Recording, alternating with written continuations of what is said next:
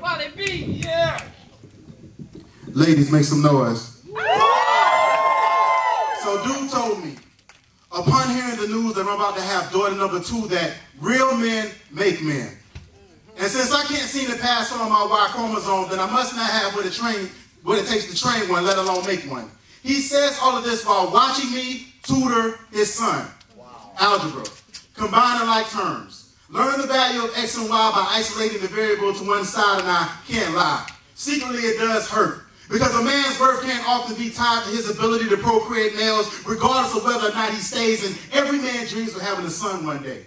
Someone to carry on his last name and somehow make up for all the mistakes he made, but God gave me girls. And since I believe in destiny and not fate, I have to trust that God planned it this way. I'm just not sure why. Maybe he wanted me to know what it was like to be on the opposite side of the games I used to play.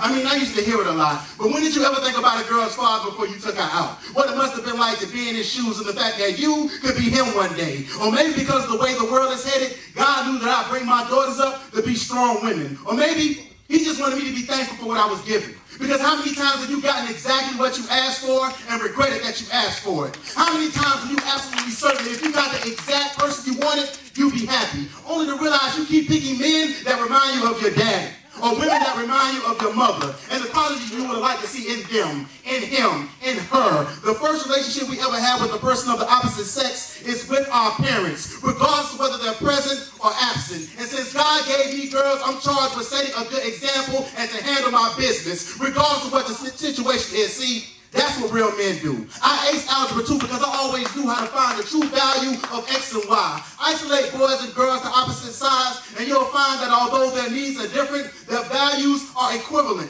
congruent with the father's influence. And I use my patience to keep the equation balanced. So if you think it takes more talent to train your son, talk to me when your child runs up to you asking if they're matching because they were dressed by their mother. And when they come to fashion, they don't really trust her, not like they trust their daddy. You know what I mean? When you spend your Friday evenings greasing your child's hair with a jar of Sulfur 8 and spend 2 hours trying to get the part in the middle of their hairspray.